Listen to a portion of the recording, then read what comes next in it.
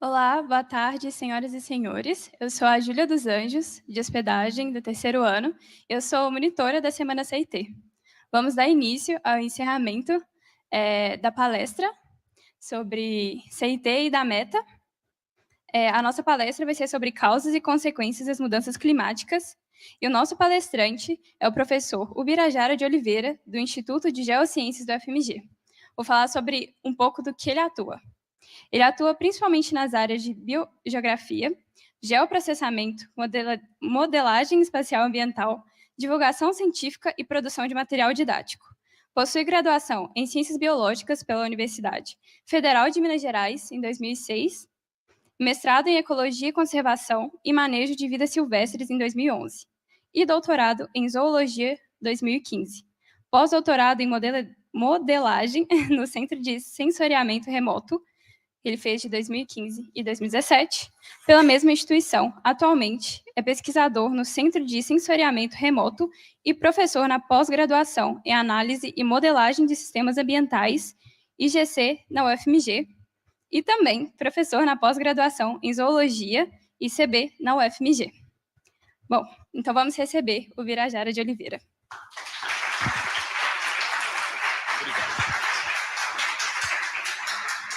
Boa tarde, pessoal. Então, vou falar um pouquinho aqui sobre esse tema, que eu acho que todo mundo tem algum contato com esse tema, principalmente nos dias atuais, né? Convido vocês a darem uma olhada nessa imagem que está aí, porque eu vou falar sobre ela só no final da apresentação, mas deem uma olhada nela, porque ela tem uma importância muito grande para tudo que a gente vai falar aqui. Então, para começar a falar de mudança climática, a gente tem que começar do começo, ou mais ou menos do começo. Vamos começar há uns 700 milhões de anos atrás, quando a Terra tinha essa cara aí, que era uma bolona de gelo, né? E por que ela era uma bola de gelo, né? Por uma série de fatores climáticos. E como ela estava coberta de gelo, ela tendia a continuar coberta de gelo. Isso porque o gelo é branco e ele reflete muita luz. Então, isso fazia com que a maior parte da luz, do calor que vinha do Sol, afinal de contas, a maior parte do calor que a gente tem aqui na Terra é oriundo do Sol, ele refletia de novo para o espaço. E a gente estava, na verdade, num ciclo que talvez nunca tivesse fim, que era um ciclo de gelo eterno na Terra. Só que acontece um evento, algum tempo depois, na verdade, muito tempo depois, que vai fazer a Terra sair desse estado praticamente estagnado como uma bola de gelo, que foi uma série de erupções vulcânicas. O que a gente sabe sobre esse evento é que provavelmente ocorreram, pode ter ocorrido outras coisas também, mas principalmente uma série de erupções vulcânicas que soltaram um monte de gases na atmosfera da Terra, e esses gases fizeram o quê? Fizeram o calor começar a ficar cada vez mais na Terra, e ela saiu desse ciclo. Ela, então, saiu desse aspecto de bola de gelo para o que a gente vê, algo mais próximo do que a gente vê atualmente. Isso aconteceu por causa de um fenômeno que todo mundo já deve ter ouvido falar, que é o efeito estufa. O nome efeito estufa não é exatamente... É uma analogia, porque o que acontece na Terra não é exatamente a mesma coisa que acontece numa estufa, daquelas que a gente coloca as plantas, porque nas estufas o que acontece é que a luz entra, junto com a luz vai o calor, e esse calor vai se refletindo nos vidros que formam as paredes da estufa, e o calor vai ficando mais tempo ali dentro e saindo menos calor e ele se retendo ali dentro. Então torna aquele ambiente quente. No caso da Terra, não é bem isso que acontece. O que acontece aqui tem a ver com os gases que estão na nossa atmosfera e como que eles vão reter o calor. Então, na prática, o que acontece é, parte da radiação realmente ela volta para o espaço e esse calor vai embora, mas uma parte fica. E essa parte faz a gente ter temperatura um pouco mais alta aqui na Terra. E isso é muito bom. senão a gente estava naquela bola de gelo lá. E isso provavelmente ia estagnar a vida no estado que ela estava naquele momento, que era de algumas formas de vida unicelulares, provavelmente ainda a maior parte vida bacteriana, e a gente ia estar nesse estado talvez até hoje. Então, o efeito estufa, ele é muito bom, ele é natural, ele acontece e ele é o grande responsável pela própria diversificação da vida na Terra. Até aí está tudo muito bem, né? Mas como que isso funciona na prática? Vamos dar uma olhada aqui. Ali vocês estão vendo blusas de diferentes cores. E o que acontece se a gente fica no sol com essas blusas, né? Embaixo está a temperatura.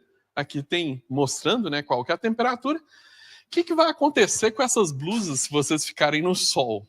Algumas vão ficar mais quentes que as outras. Por quê? Porque elas absorvem frequências diferentes da luz.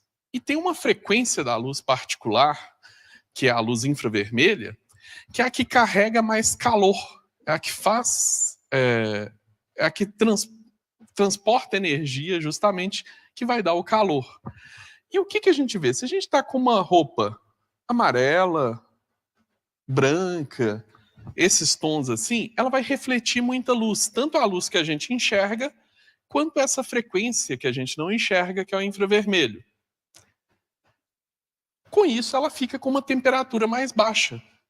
Enquanto roupas de tons mais escuros, como essa verde escura, essa azul e essa preta aqui, a roxa, elas vão absorver muita luz. Consequentemente, o que acontece com a roupa? Fica muito mais quente. Se a gente estiver dentro da roupa, a gente também fica mais quente. E é basicamente isso que acontece com a nossa atmosfera.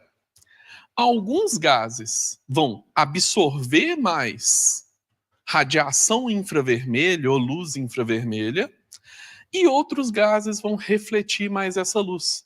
Se ele absorver muito, fica quente. Se ele refletir, não fica tão quente. É basicamente isso que acontece com a nossa atmosfera. E uma coisa interessante é que vocês estão vendo ali uma imagem de um ambiente qualquer, né? Todos nós aqui enxergamos um espectro de cores, né, mais ou menos parecido. Se alguém, por acaso, enxergasse no espectro infravermelho, e particularmente numa determinada frequência do infravermelho, que é uma frequência que o gás carbônico absorve o infravermelho, vocês provavelmente iam ver isso de uma forma um pouco diferente. Por quê? Eu estou enxergando vocês aí, vocês estão me vendo, estão conseguindo enxergar esse slide, porque a gente não enxerga as frequências de luz que estão sendo refletidas pelos gases que estão aqui ao nosso redor, na nossa atmosfera. Então, para a gente, isso é transparente. Mas se você enxergasse isso, essas frequências, né? Você tivesse a capacidade de enxergar elas, por exemplo, essa frequência particular do infravermelho, como a gente está cercado aqui de CO2, de gás carbônico, essa ia ser a imagem que vocês iam ver. Vocês não iam enxergar 1 metro na frente de vocês. Por quê? O gás carbônico está absorvendo infravermelho. Se ele está absorvendo, o que acontece? Minha blusa é azul, vocês estão enxergando ela como azul, por quê? Porque a luz está vindo aqui em mim, está refletindo azul para vocês, não é? Se eu tivesse com uma roupa preta, vocês não iam ver azul, amarelo, qualquer cor, porque ia estar absorvendo toda a luz.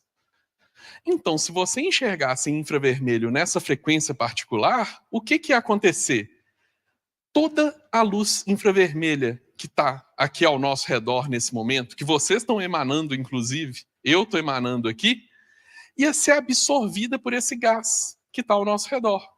Então, a nossa atmosfera ia ser basicamente opaca.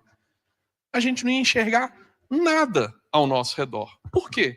Tudo ia ficar preto, ela estava absorvendo o tempo todo essa frequência da luz. Tá, mas o que isso tem a ver com essa história toda? Tem a ver que a gente está cercado por um gás que absorve o calor. E esse é o ponto que faz a nossa atmosfera e a Terra ter essa temperatura que ela tem, mas ao mesmo tempo, em algumas condições, isso pode ser um problema particularmente para nós. Então a gente não iria ver nada. Isso aí é um planeta muito parecido com a Terra. Na verdade, um planeta que é quase um planeta irmão da Terra, que é Vênus. Vênus, ele, ao contrário da Terra, quando a gente olha para uma imagem de Vênus, a gente não enxerga a superfície de Vênus, porque a atmosfera dele é muito, muito densa e ela também tem uma série de gases que para a gente não são transparentes, porque a gente enxerga a frequência deles, então eles ficam justamente bem opacos, assim, olhando de fora, né?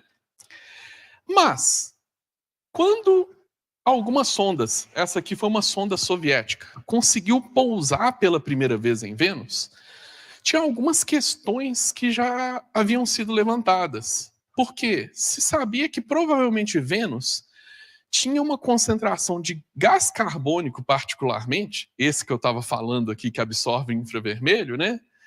É uma concentração possivelmente mais alta que a da Terra. Talvez bem mais alta que a da Terra. Então, qual que era a previsão? A superfície de Vênus deve ser muito mais quente que a da Terra. Vênus está um pouquinho mais próximo do Sol, isso já ajuda um pouco, mas o gás carbônico vai fazer isso potencializar. Então, deve ter uma temperatura ainda maior. A temperatura aqui era de 450 graus Celsius. Essa sonda, ela durou uns 50 minutos, tá? Ela conseguiu mandar essas imagens e basicamente ela se autodestruiu porque ela derreteu nessa temperatura, tá? E aí vem uma questão. Se a gente fosse pensar na temperatura de Vênus, tá, ela é 470, a da Terra, a média da Terra é de 15 graus. A gente sabe que não é todo lugar que é 15, inclusive agora a gente não está a 15 graus aqui, né? Se a gente fosse comparar a distância do Sol, que é a nossa fonte de calor, para a Terra, e a distância de Vênus para a Terra, você pode fazer uma conta simples, né? Uma continha, uma regra de 3, para estimar. Tá, se a gente está a tal distância do Sol e a gente tem tal temperatura, qual que é a temperatura que eu espero que Vênus tenha? Eu consigo estimar isso. Ela é um pouco maior do que a da Terra. Só que ela é muito maior do que a da Terra. Então a gente sabe que tem um outro fator que está determinando, que é esse gás carbônico que está na superfície dele, né? Então isso indica que esse gás ele consegue absorver e muda muito a temperatura da superfície dos planetas. Tanto que, e não só o gás carbônico, como água, metano e diversos outros gases, na verdade qualquer gás vai ter em algum grau essa capacidade de absorver calor. Então o que dá para fazer? Vamos pensar no seguinte, se eu pegar Terra, Vênus, Marte, Mercúrio, olhar qual que é a proporção dos gases que tem na atmosfera deles, olhar qual que é a distância do Sol, eu não consigo, com uma continha simples, calcular para um outro planeta que tem uma outra distância, tá? Qualquer. E sabendo quais são os gases da atmosfera deles, a proporção, estimar com base nisso qual seria a temperatura. Quando eu faço isso, eu acerto a temperatura. Ao contrário do que se eu fizer aquela regrinha de 3, só pensando na distância do Sol, que aí eu erro porque eu não estou levando em conta a composição da atmosfera cheia de gás carbônico. Quando eu coloco na conta o quanto a gente tem na atmosfera de cada planeta, dos gases que compõem essa atmosfera, água, metano, gás carbônico, por exemplo, em Marte, aí eu acerto qual que é a temperatura. Tá, e o que isso mostra pra gente? Isso mostra que os principais fatores que vão determinar qual que é a temperatura da superfície de um planeta são a distância do Sol e a composição de gases da sua atmosfera. Então isso mostra pra gente que é muito fácil até a gente descobrir essa temperatura com base só nessas características. E isso cria a ideia de que, então, esses gases são bem importantes, né, para a gente pensar qual que é a temperatura da Terra. Inclusive, só voltar um pouquinho, inclusive pensando lá na Terra, bola de neve, lá antiga e tudo, a Terra, se ela não tivesse atmosfera, e a gente pode fazer uma conta, supondo isso, né? Pensando só na distância da Terra para o Sol, a Terra provavelmente teria mais ou menos 30 graus abaixo da temperatura média que a gente tem. Então, se tira a atmosfera da Terra, a Terra, ao invés de 15 graus, ela teria 30 graus a menos do que isso como temperatura média. Então, a nossa temperatura ela é muito dependente dessa atmosfera. E quem começou a ligar essas ideias, né, de então tá, se a gente sabe que os gases são importantes para manter a temperatura da Terra. Mas a gente começa lá no final do século XIX, principalmente, a emitir mais gases desses na atmosfera. Tá, mas é mágica? A gente começou a produzir gás, então sintetizar o gás para colocar na atmosfera? Não. Na verdade, a gente tirou esse gás do nosso passado. Por quê? Porque a Terra já teve momentos em que ela tinha uma quantidade de matéria orgânica, seres, animais, micro-organismos e tudo, que podia ser maior em biomassa mesmo, né, em quantidade, do que hoje em dia. E aí, o que aconteceu nesse momento? Quando esses organismos morriam, isso depositava e acabava virando diferentes formas de materiais geológicos, que a gente tem o carvão das florestas, principalmente lá do Carbonífero, florestas que eram muito densas e tinha pouco decompositor, pouco desses organismos que decompõem matéria orgânica, e isso foi se depositando.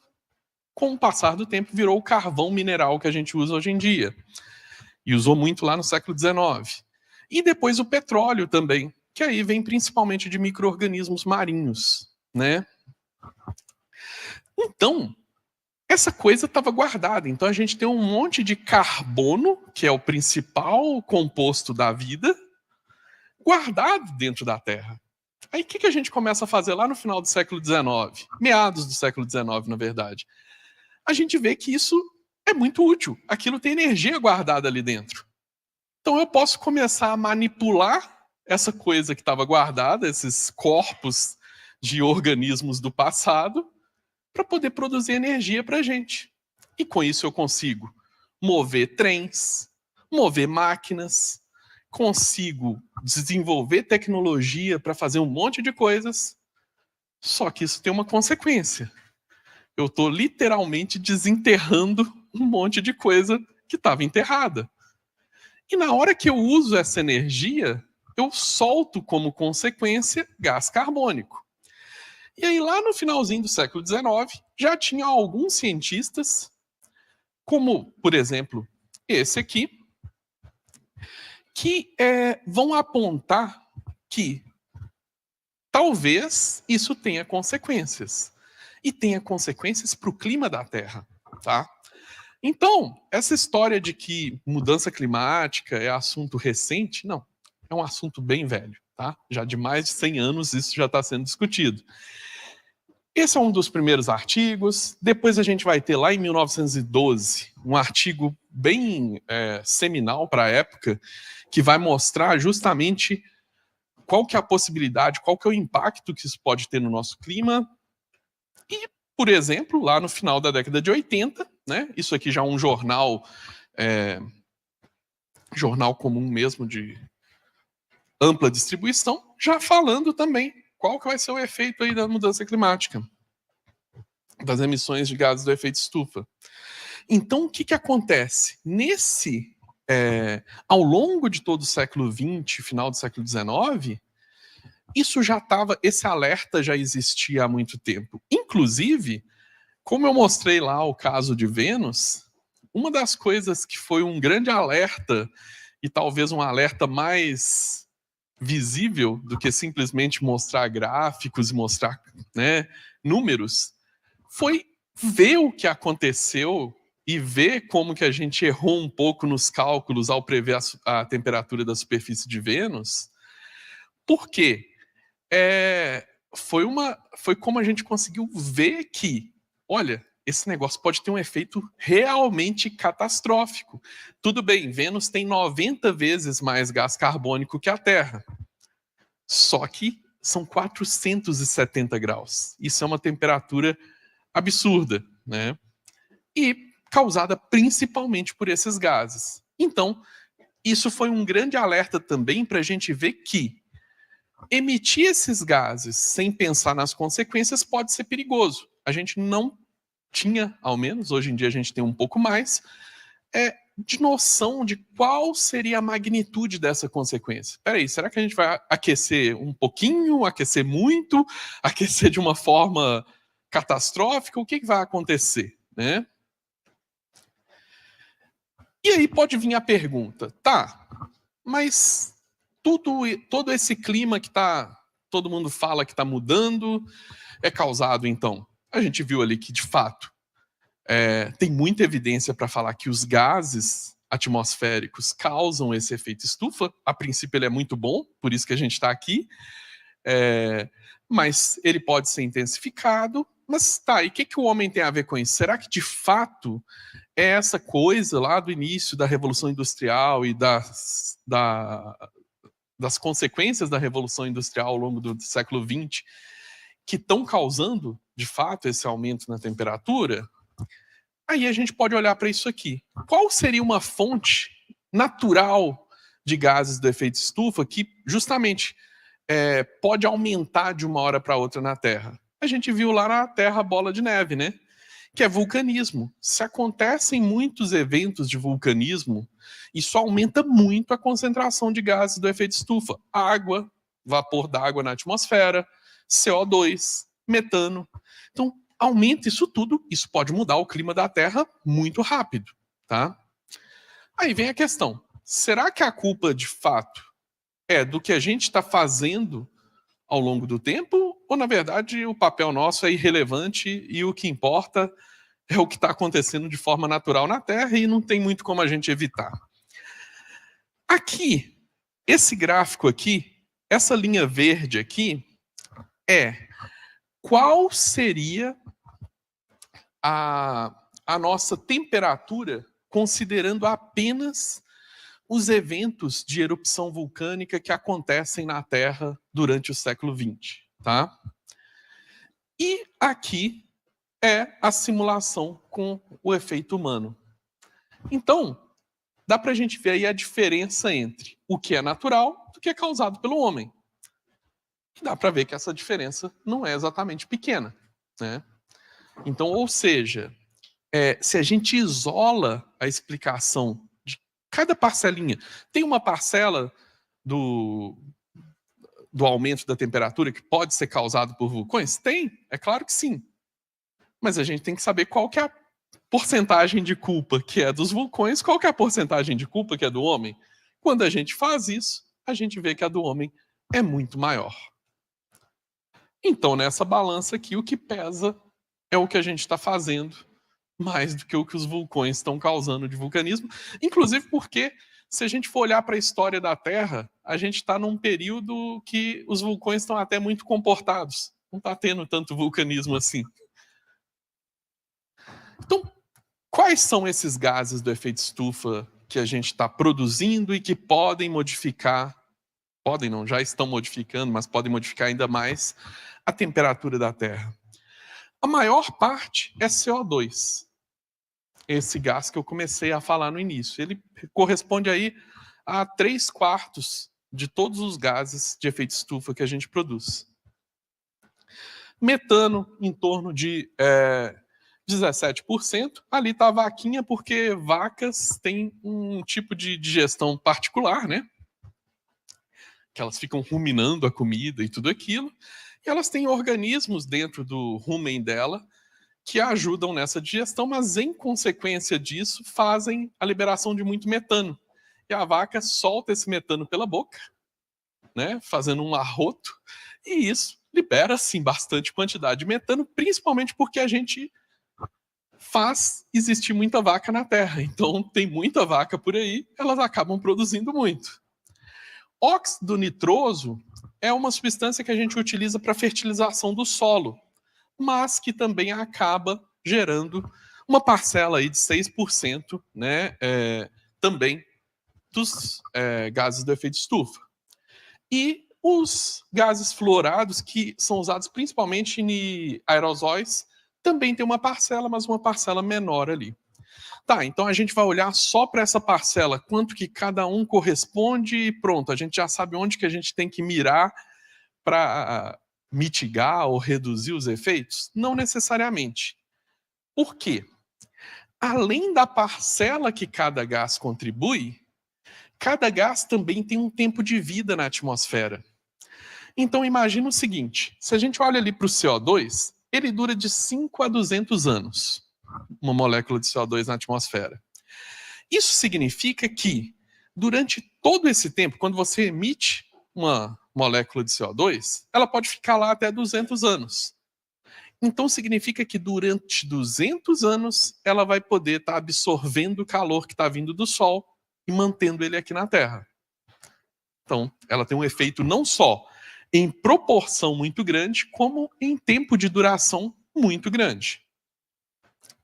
O metano, apesar dele até ter uma absorção maior do calor, o metano, na verdade, ele consegue concentrar mais, absorver mais esse calor, ele tem uma duração, ele é menos emitido relativamente, 19%, só que ele dura menos, 9 a 15 anos. Então é o tempo que o metano vai estar na atmosfera. Se você emitir uma molécula agora, quanto tempo ele vai ficar aí absorvendo calor.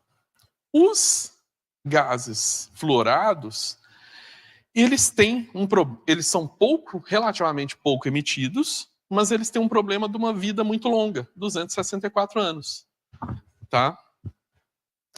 E o óxido nitroso também tem uma produção relativamente baixa, mas tem um tempo de vida de 120 anos, que também é relativamente longo. Tá. E beleza, a gente já sabe como que a gente emite essas coisas, a gente já sabe um pouco de qual que é a consequência, que ela é humana mesmo, mas tá, isso é coisa do futuro ou de fato a gente já está vivendo a mudança climática, né? Basta a gente olhar para os dados, tá? Para o que a gente tem de informação sobre o clima da Terra. Existem estações meteorológicas espalhadas na Terra há mais de 100 anos, tá? É lógico, as mais antigas têm um número menor, mas foi crescendo ao longo do século XX o número de estações. Então a gente tem um volume muito grande de dados para poder saber como que está a temperatura na Terra. E também a gente consegue, por exemplo, se a gente está olhando para superfície de gelo, ali no caso do Ártico, a gente tem imagens de satélite que podem nos ajudar a medir isso, tá?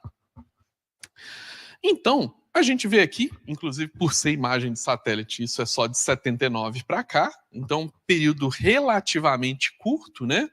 Pouco mais de 40 anos, que a gente consegue ver, então, a superfície de gelo no ar, na Antártica. Então, aqui pela cor, a gente vê qual ano que é. 2023 está destacado ali por um motivo que vocês vão entender. Esse zero aqui, o que que é? Isso aqui é a anomalia. O que que é uma anomalia?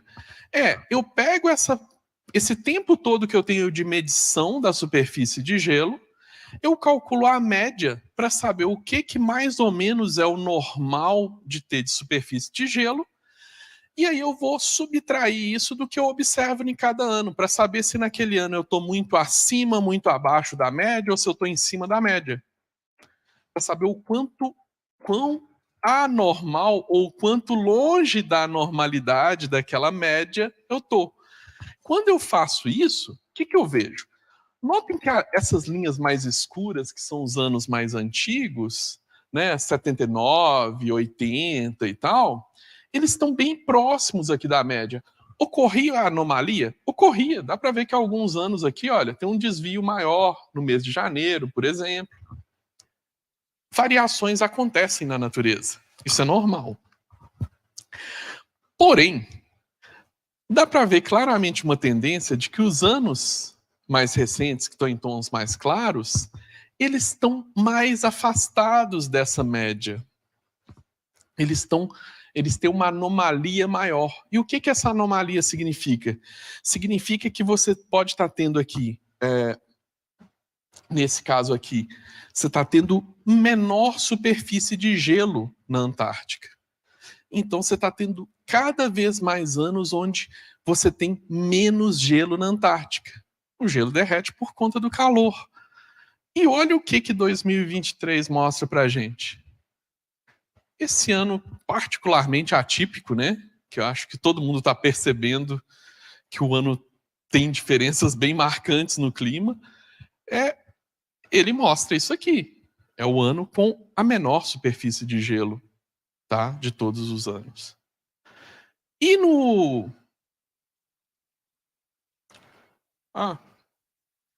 cometi um pequeno erro aqui, que esse gráfico também é da Antártica.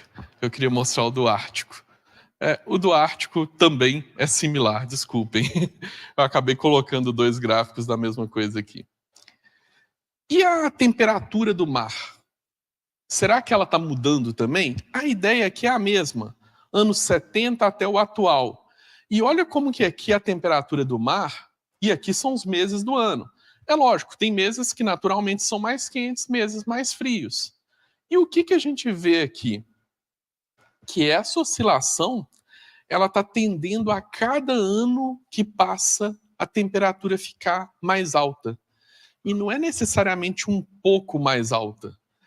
Ela parece que a cada ano fica mais alta sistematicamente. Ela se distancia mais do ano anterior. E o que a gente vê é aqui, 2023, mostrando isso mais uma vez, com essa discrepância muito grande. Aqui é a temperatura do ar, que é a temperatura que a gente sente e a gente sofre quando ela aumenta muito. E aqui a gente tem os dados desde 1940 até 2023. E olha como que 2023 ali se destaca desses outros anos anteriores que já foram mais quentes, né? Tá.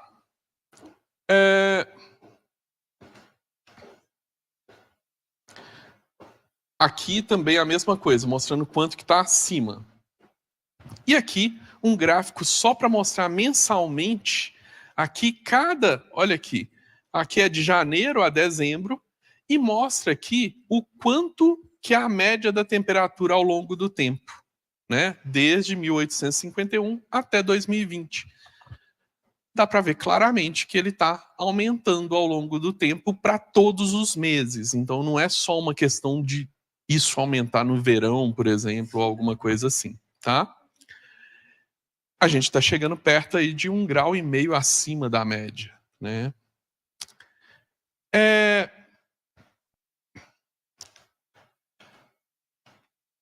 Tá. E então, quais são as consequências disso? Será que, por exemplo, esse ano que a gente viu alguns ciclones extratropicais ocorrendo no sul do Brasil, que particularmente isso a gente não tinha costume de ver isso com tanta frequência, e esse ano teve vários eventos desses, né?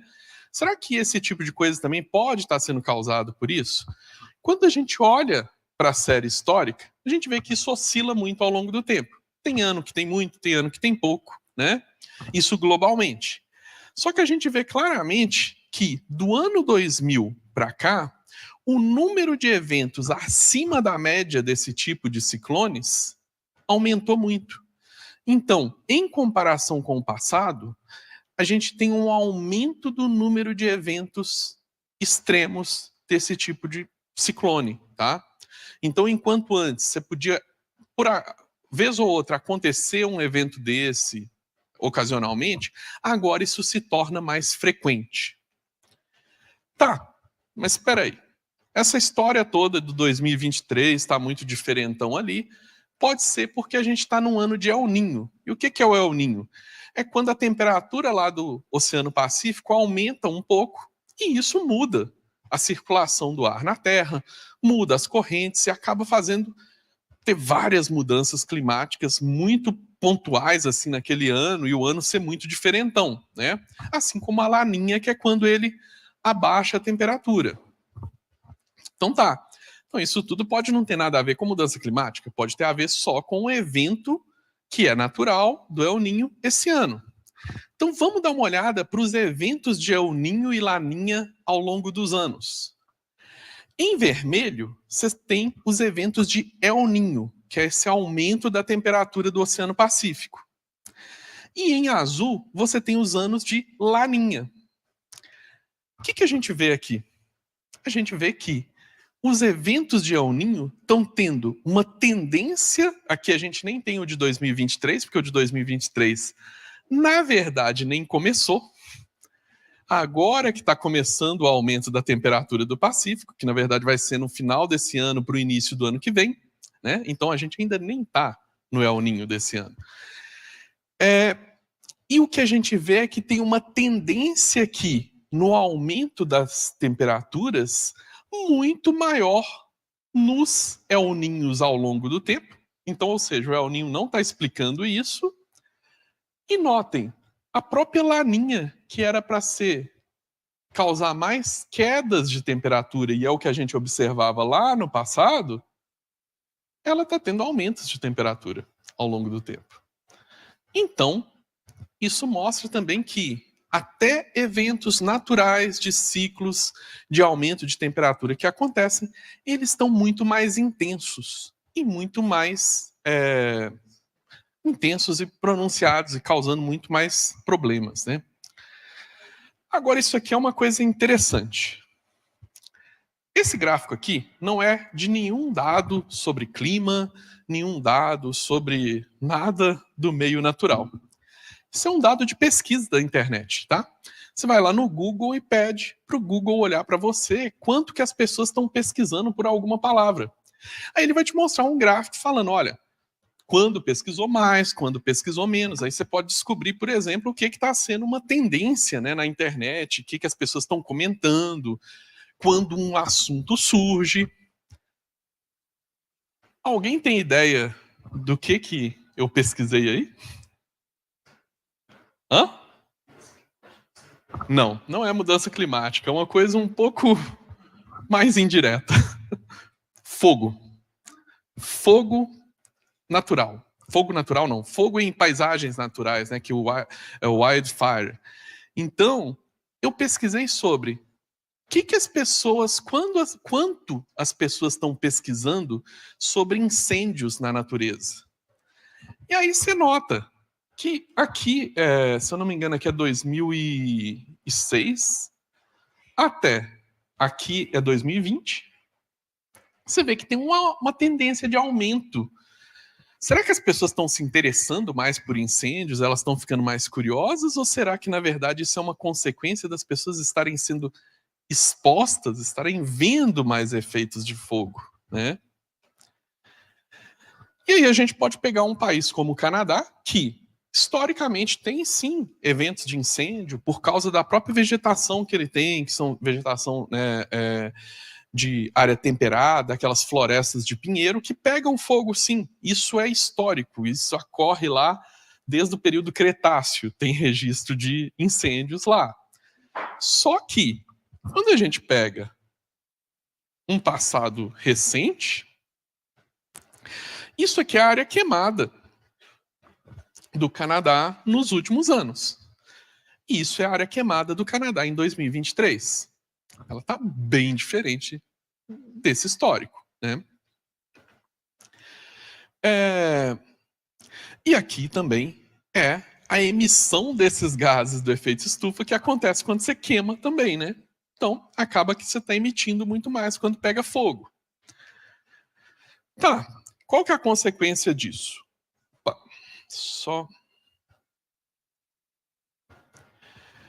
Isso aí aconteceu no ano de 2020, se eu não me engano, né, lá na Califórnia. Isso não é cena de filme de ficção pós-apocalíptico, tá? Isso aconteceu de verdade. que foi esse céu todo vermelho causado por um monte de incêndios florestais na Califórnia. Aqui no Brasil a gente viu umas coisas parecidas, né? Parece cena de filme, mas não é. Isso aconteceu de fato. Essa mudança aí no aspecto da paisagem causado por um monte de incêndios. E o que mais que a gente vê na mídia? Incêndios na Sibéria. Aí a gente vê essas grandes áreas pegando fogo, que pelo satélite você consegue ver até a altura da chama. Na Grécia, pessoas tendo que ser removidas por emergência, porque senão elas iriam morrer queimadas por causa desses incêndios de proporção gigantesca, né? E aí você tem fuga de pessoas, tendo que remover inclusive gado dos locais. Isso aí foi um barco que estava removendo as pessoas. Incêndios na Austrália, que a gente vê também todo ano, mas a proporção deles vai se tornando cada vez maior ao longo do tempo. Uma série de consequências desses incêndios. Tá, mas o que incêndio tem a ver com o clima? O fogo, ele tem que ser iniciado, é claro. Ele não começa espontaneamente, igual muita gente pensa, tá? Fogo precisa de ser iniciado, geralmente por uma causa natural, uma causa humana. Qual que é a causa natural? Vulcão ou raio. Quando um raio cai, ele pode causar um incêndio. A diferença é que quando um raio... ali São Paulo, com as ondas de fumaça vindas da Amazônia, e o Pantanal. Quando um raio cai, ele cai na época da chuva. E o que acontece? Geralmente, logo depois, vai cair uma chuva. Então, pega fogo numa área, mas ela acaba apagando naturalmente. Esse incêndio não atinge grandes proporções. Mas, quando o incêndio é antrópico, ele geralmente é em período seco, então ele acaba tendo uma proporção maior. Esse incêndio causado pelo homem, ele não necessariamente é porque a pessoa está deliberadamente querendo colocar fogo no lugar. Pode ser acidental, a pessoa pode ter colocado fogo, às vezes, para queimar um folhiço, uma coisa, queimar um pasto, e a coisa perde o controle, né? Ou pode ser intencional, no caso, né, de grilagem de terra, esse tipo de coisa, para desmatamento, muitas vezes é usado fogo. Só que, qual que é a diferença, então, do que acontecia no passado, tudo isso sempre aconteceu, para o que está acontecendo atualmente?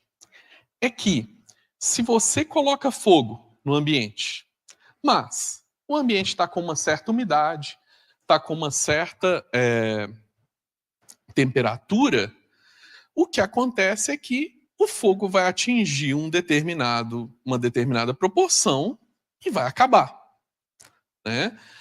Agora, se está muito seco e muito quente, você potencializa o incêndio. Então, ele atinge proporções muito maiores. Inclusive, a gente teve perda de brigadistas no Brasil enfrentando fogo, que era uma coisa que aqui nunca tinha acontecido, que é muito comum em outros países, mas aqui isso nunca tinha acontecido. Então, voltar só um pouquinho. Então, esse aumento dos incêndios tem uma relação com o clima. Por quê? Porque o clima vai potencializar os incêndios que ocorrem, seja de forma natural, seja de forma causada pelo homem.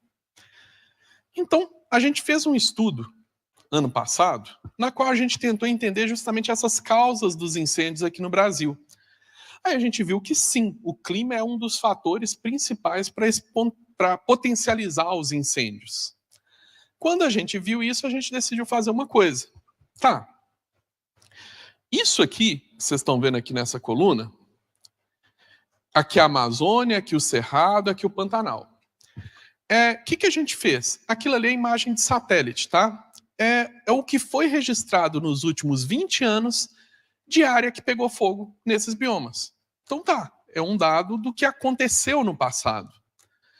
Aí a gente pegou isso e tentou fazer o seguinte. Tá, se isso aconteceu com essas condições climáticas, o que acontece se as condições climáticas forem tais no futuro, dado que a gente já sabe do que pode acontecer com a mudança climática? E aí a gente observa esse padrão de potencial de impacto do fogo. Então, o que isso significa? Isso significa que, e aqui a gente dá para ver os locais onde vai ter aumento desse fogo, potencialmente você tem um aumento muito grande desses incêndios de alto impacto. Então, cada vez que uma pessoa cometia um deslize, um engano, de tipo, coloquei um fogo aqui num folhiço, perdeu o controle. No passado tinha uma consequência. Hoje tem outra. No futuro vai ter outra, pior ainda. Então, cada deslize desse vai ter uma consequência muito maior. Ou cada queimada intencional também vai ter uma consequência muito maior, que pode ser até maior do que a pessoa que estava querendo queimar previa. Tá? Esse QR Code aqui é de um vídeo explicando esse estudo, tá? Para quem quiser entender um pouco melhor, porque não vai dar para falar muito dele aqui. Então tá, eu falei dessa história toda de fogo, de como que isso diminui a proporção de gelo. Isso tem um problema a mais, uma camada a mais de problema nisso tudo, que é quando, por exemplo, a temperatura da Terra aumenta, que é o que a gente está vendo, se aumenta o derretimento, diminui o gelo, não é? O que aconteceu lá na época da Terra bola de neve? Ela permanecia como uma bola de neve porque ela estava toda branca, refletindo muita luz e muito calor para o espaço. O que acontece hoje em dia? Se eu aumento a temperatura e diminuo o gelo, eu diminuo a superfície branca da Terra. Com isso, eu aumento a absorção de calor, porque eu diminuí o quanto que a Terra reflete o calor, e eu aumento a temperatura. E isso diminui o gelo. E isso aumenta a temperatura. Então tá vendo como que uma coisa retroalimenta a outra, e esse ciclo ele pode ter consequências muito maiores do que simplesmente a emissão dos gases. Isso causa consequências que vão aumentar ainda mais a temperatura, sem pensar em gás do efeito estufa. Só o derretimento já aumenta a temperatura. Lá no norte, lá no Ártico, tem uma camada, que é a permafrost, que é, na verdade, uma camada de solo dos últimos milhões de anos, com muito fóssil, por sinal, uma camada bem relevante do ponto de vista histórico para a Terra. E essa camada, por ser de fósseis relativamente mais recentes, né, desde lá do Pleistoceno, desde a Era do Gelo, essa camada é de solo congelado, que está lá na Sibéria, e ela guarda, então, aqui, corpos de diversos animais, mamutes, diversos animais de grande porte, bisões e tal.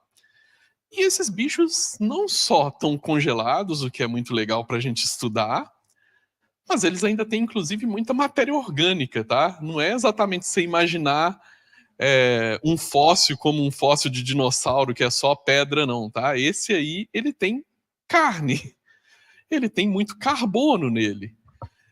E quando esse negócio derrete, ele emite gás carbônico. E emite também metano que estava aprisionado nesses bolsões de gelo. Então, quando aumenta a temperatura, você tem mais perda do permafrost, né? Ele diminui, ele derrete, que é o que está acontecendo aqui. Você emite muito gás do efeito estufa. E você aumenta a temperatura. E isso vira um ciclo. E no caso dos incêndios, o que acontece? É um exemplo que a gente viu lá sobre o Canadá. Você aumenta a temperatura, isso potencializa os incêndios, eles ganham uma proporção muito maior. Assim, eles emitem muito mais gás carbônico e vai queimar muito mais coisa. Queimar paisagens naturais e, em alguns casos, queimar também propriedades, né, casas, construções humanas, e isso tudo vai emitir muito gás carbônico e vai acabar aumentando a temperatura da Terra em mais um ciclo que se retroalimenta. Então não é só gases do efeito estufa.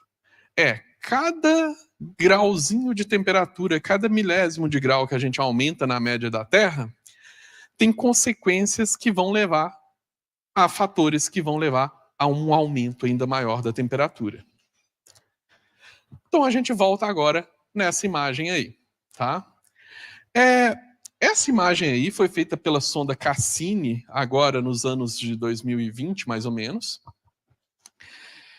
E ela foi, na verdade, uma tentativa de reproduzir uma imagem que foi feita há 30 anos atrás pela sonda Voyager. O que é a sonda Voyager? A sonda Voyager, ela foi uma sonda que foi enviada, né, lá na década de 70 para trazer uma série de informações sobre o sistema solar, principalmente as regiões mais distantes do sistema solar, mas que ela tinha um outro papel, que era, vai que encontra alguém por aí, vamos falar que a gente está aqui. Então ela levou junto com ela um disco com várias informações sobre nós, para falar que, olha, a gente existe, a gente está ali naquele planetinha, né? Só que quando ela passou por Saturno, lá pelos idos dos anos 90, um dos idealizadores desse projeto, que é o Carl Sagan, que foi um grande divulgador científico, ele viu uma oportunidade muito grande. Ele falou assim, olha, a sonda vai passar por entre os anéis de Saturno.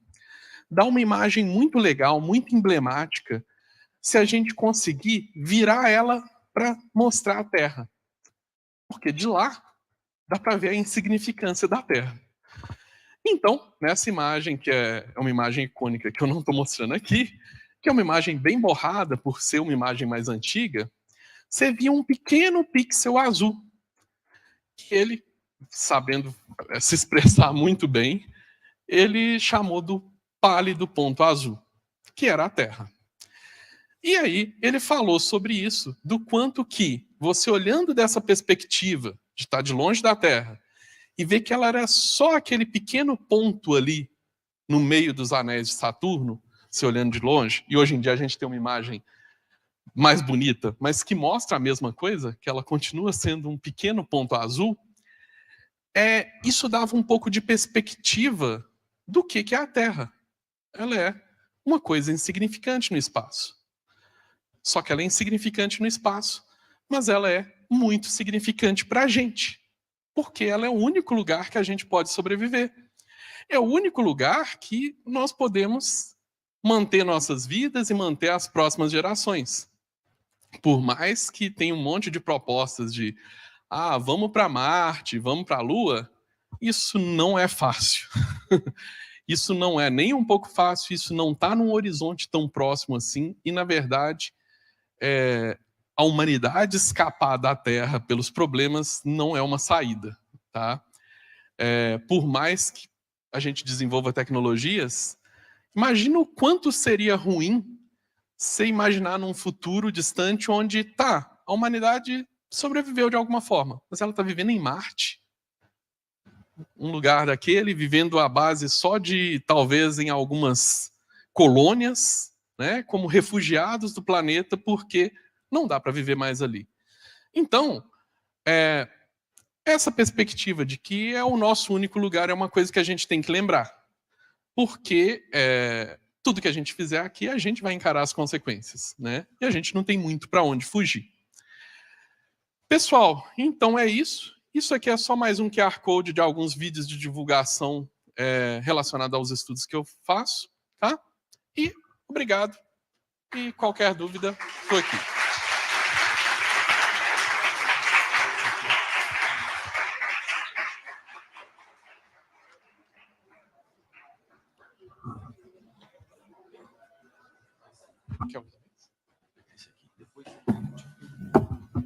Pessoal, temos um tempinho aqui para perguntas. Daqui a pouco tem a premiação da Semana CT da Meta, cerimônia de encerramento, né? E um belíssimo show que vai ter daqui a pouco, tá?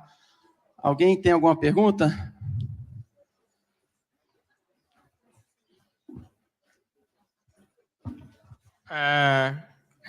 Boa tarde, meu nome é Pablo, estudante MEC 2A. E eu gostaria de fazer uma pergunta sobre a questão sobre a questão dessa palestra mesmo. Tipo, como já foi próprio mostrado nos slides, assim, não é a gente, como estudante ou os cidadãos em si, os principais que enviam o carbono em si, mas sim as indústrias, os grandes latifundiários em si.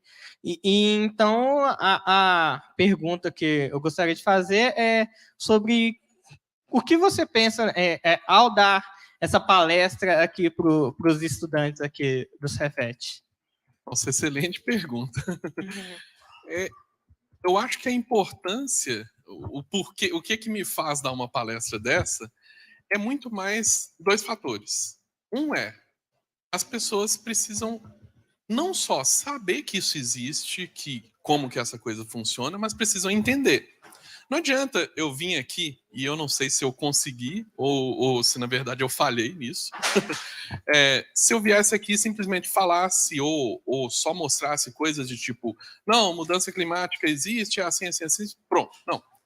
A ideia é que as pessoas entendam, porque eu não quero catequizar as pessoas, eu não quero que as pessoas aceitem o que eu estou falando porque eu estou falando. Não, a ideia não é essa. É que você entenda como que a gente chegou nessa conclusão. Da onde que a gente tirou que está acontecendo uma mudança climática num período mais curto do que historicamente a gente sabe e que isso é causado pelo homem. Então a primeira coisa é a parte do conhecimento. A gente saber o que está acontecendo é o primeiro passo e a gente entender ao invés de simplesmente aceitar porque uma pessoa X ou Y falou alguma coisa. Esse é o ponto para mim mais importante.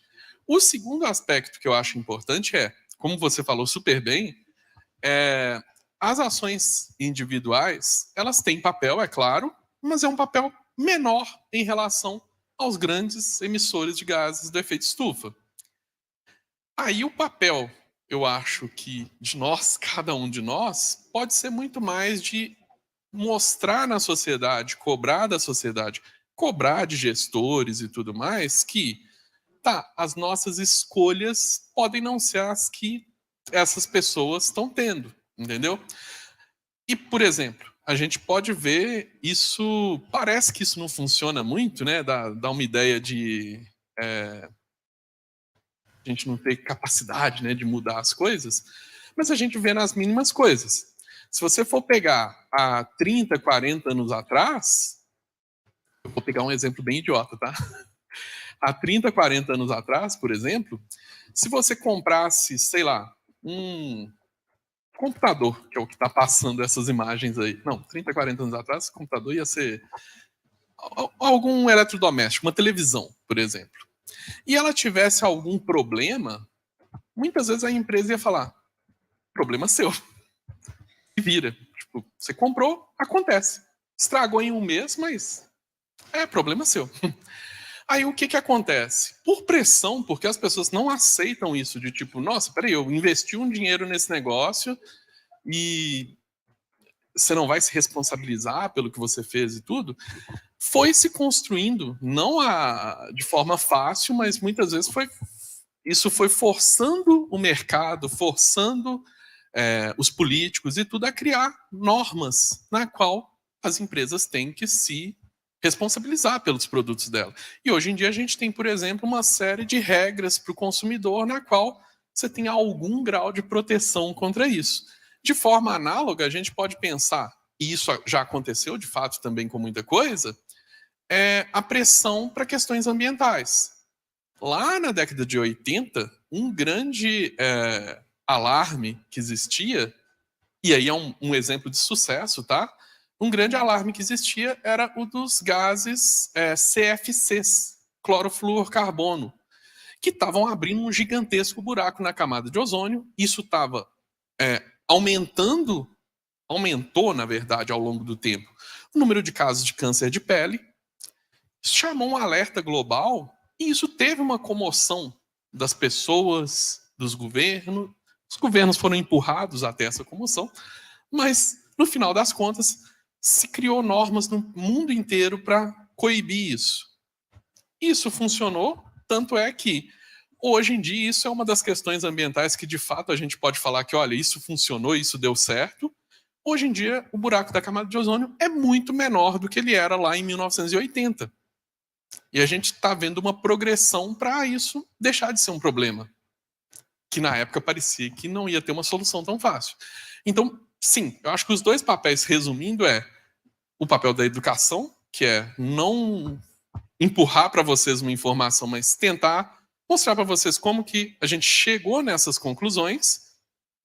E do outro lado, esse papel que eu acho que tem esse papel social, que é as pessoas podem sim mudar as coisas, até o que parece que não dá para mudar, ao longo do tempo funciona.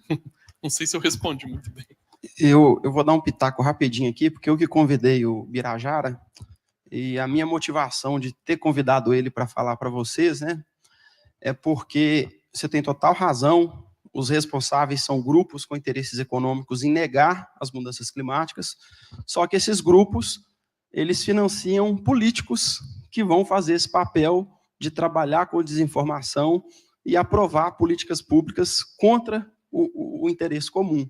Então, vocês, de fato, são alunos que estão tendo o privilégio de ter uma palestra desse nível, e o que eu espero de vocês é que, e também de nós, né, servidores, é que sejamos agentes políticos multiplicadores, porque nós votamos, nós conversamos na nossa comunidade, com os nossos familiares, e a ideia é não votar em político negacionista que nega um consenso científico como as mudanças climáticas, né? Esse é um dos objetivos de ter convidado o Birajara aqui. Eu vou convidar aqui o meu querido ex-aluno aqui da casa, Daniel Barroso, para fazer uma pergunta.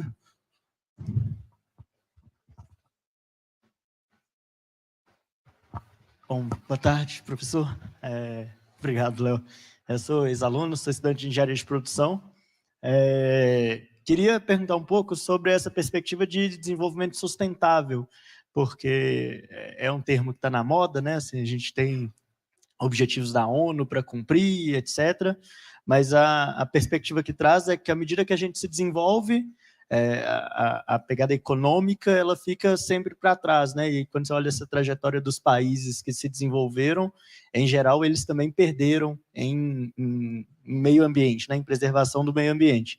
E aí a minha pergunta é nesse sentido do Brasil, assim, o que a gente tem hoje de desenvolvimento sustentável? Há de se falar em desenvolvimento sustentável? Tem como existir um desenvolvimento que é efetivamente sustentável? Queria ver sua visão sobre. Excelente pergunta, mas muito difícil. Uma pergunta que nem de longe eu tenho a resposta, tá? Mas não só no Brasil, eu acho que no mundo a gente está ainda engatinhando para alguma coisa que pode ser um desenvolvimento sustentável. Mas assim, a gente ainda está bem longe disso, na maior parte. É lógico, existe N situações. Pode ser que em alguns tipos de cadeia de produção, em alguns tipos de situações específicas, você tem um desenvolvimento que já é sustentável, mas em outros nem de longe. Agora, sendo otimista, tentando ser um pouco otimista no meio disso tudo, se a gente olha nessa perspectiva temporal, desde a década de 80, 70 principalmente, até hoje em dia, na média, eu acredito que todas as indústrias, desde a mais poluidora que existir até a mais sustentável, elas estão mais sustentáveis. Então, assim, pode ter andado 1/1000. Uma indústria, por exemplo, as indústrias petrolíferas, pode ter andado pouco, mas elas são mais sustentáveis do que na década de 70. Então, eu acho assim, tem um avanço. Acho que o grande dilema que a gente tem atualmente esse avanço é no ritmo que a gente precisa? Isso é outra questão. Então, talvez a gente precise acelerar o avanço dessa questão da sustentabilidade, e isso envolve, aí sim, eu acho que aí tem tudo a ver com todo mundo que está aqui, tá? Que envolve justamente todas as gerações mais jovens e todas as outras gerações, que tanto esse papel político que o professor falou muito bem, mas também o papel de que vocês vão ser futuros profissionais, futuros cientistas, e vocês podem desenvolver respostas para esse tipo de pergunta. Vocês podem desenvolver o que hoje a gente não tem resposta. A gente não sabe a resposta, mas vocês estão aí para isso. Então, vocês podem ser a resposta dessas questões futuras. Então, o que hoje parece que não tem muita solução, ou que parece que é muito difícil, talvez alguém que está aqui vai ter uma resposta para isso e vai solucionar muitos desses problemas. Gente, daqui a pouco a gente vai ter a premiação e vai fechar com chave de ouro com o projeto Música na Escola, tá? E a gente vai encerrar a transmissão ao vivo da palestra e, na sequência, iniciar uma nova transmissão para quem está no YouTube. A Clara vai botar o link da nova transmissão no bate-papo. Então, vamos fechar com uma última perguntinha, se tiver, porque tem mais atrações aqui. Alguém quer fazer mais uma pergunta? Teve aí, não? Professor Joel Lima. Gente, esse aí já foi craque da seleção do futebol do Cefet aqui, viu? Já foi, né? Professor, boa tarde. Parabéns pela apresentação, pela sua palestra. O conteúdo realmente é muito importante e entendemos por que ele está sendo apresentado aqui num evento tão importante. A pergunta que eu tenho a fazer é o que tem de científico na ideia de que tudo que está acontecendo é algo cíclico. Porque alguns cientistas, da sua área, defendem que o que a gente está fazendo, tudo que a gente fizer, é algo para retardar algo que inevitavelmente vai acontecer e já aconteceu em outras épocas. Isso realmente é científico? O senhor acredita nisso? O que a ciência traz nesse sentido? Obrigado. Excelente pergunta que, na verdade, eu até esqueci de citar esse tipo de questão aqui na apresentação. É muito legal, porque essa questão de ser cíclico, quando a gente olha para o passado da Terra, de fato, o clima é cíclico, e não só, se a gente olhar para um retrato dos últimos milhões de anos da Terra, a gente tem ciclos bem periódicos, que são as eras do gelo e os períodos interglaciais, onde tudo fica um pouco mais quente. A gente está num período interglacial, né? A gente está na ascensão desse período interglacial, então, de fato, a gente não é para estar com grandes calotas de gelo nos polos, tudo bem. Só que essa pergunta, ela é uma pergunta sim científica, e aí é que está o ponto interessante, porque quando você olha para isso, né, olha para esses ciclos que já aconteceram, você pensa, não, mas peraí, será que isso não é só, exatamente como você disse, uma resposta cíclica que já ia acontecer na natureza, já que a gente está num período interglacial? Pode ser que sim. E um ponto, que é o que eu gosto na ciência, é isso. Você não tem pergunta que não deve ser respondida. Não, toda pergunta é justa. Você só tem que colocar ela frente à natureza para a natureza te mostrar qual é a resposta correta, né? E um cientista fez isso, pena que eu vou esquecer o nome dele, mas tem um cientista norte-americano que ele teve exatamente esse questionamento de que, esse negócio deve ser cíclico. Isso foi lá nos anos 90. E ele, a pergunta dele era justa, ele não estava, querendo achar um resultado ou alguma coisa assim. Ele, de fato, queria saber, será que esse negócio, na verdade, não é causado pelo homem e a gente só está dando uma aceleradinha numa coisa que já ia acontecer? Aí esse cara, ele conseguiu um grande financiamento de uma empresa petrolífera. Mas não teve conflito de interesse no caso dele, vocês vão descobrir por quê. Ele conseguiu dinheiro porque ele, além disso, ele tinha uma questão muito relevante, que ele falava que os dados que eram usados na década de 90 para falar de mudança climática, os dados de estações meteorológicas, tinham um certo viés. O que era esse viés? Olha, vocês não pegaram as melhores estações, vocês não pegaram as estações meteorológicas que estão nos locais que são chave para a gente entender o clima da Terra, porque muitas dessas estão em locais de difícil acesso, ou o dado não tinha acesso, porque, na verdade, você tinha uma estação meteorológica lá longe, num lugar remoto, e que todo o dado estava no papel, não estava digitalizado nem nada, então não estava utilizável. Aí esse cara conseguiu a grana para poder testar isso. Se for o caso de intensificação, a gente está só intensificando, Então, provavelmente, com esses novos dados, porque ele achava que os dados, né, que já estavam aí não eram bons, eu vou mostrar que não é isso. Aí ele inclusive fez expedições para todas essas estações meteorológicas que não estavam incluídas, tratou os dados, né, compilou esses dados, transformou em dados, e ao final, além disso, ele fez um estudo também sobre essa questão temporal, de qual que era o valor esperado de acréscimo de temperatura por a gente estar num período interglacial e tudo. Quando ele chega no final do estudo dele, ele que achava que mudança climática, na verdade ele achava até que nem estava acontecendo e muito menos era causada pelo homem. Ele achava que era só um ciclo natural de um leve aumento de temperatura.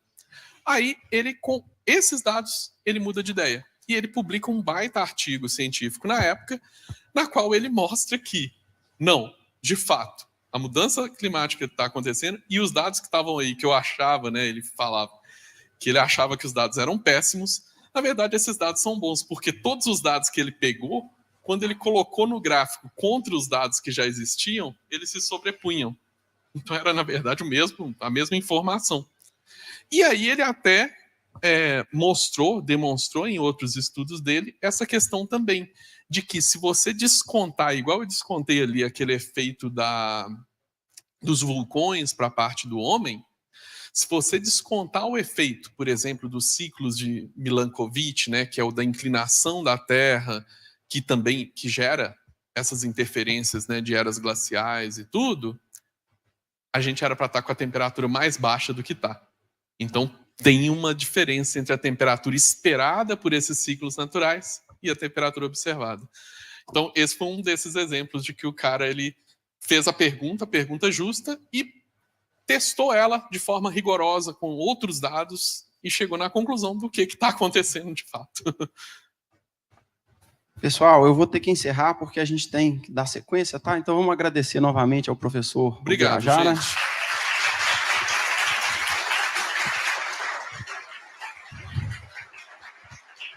A Clara vai iniciar uma nova transmissão no YouTube, e aí quando ela iniciar, Flávia, você assume a bola aqui.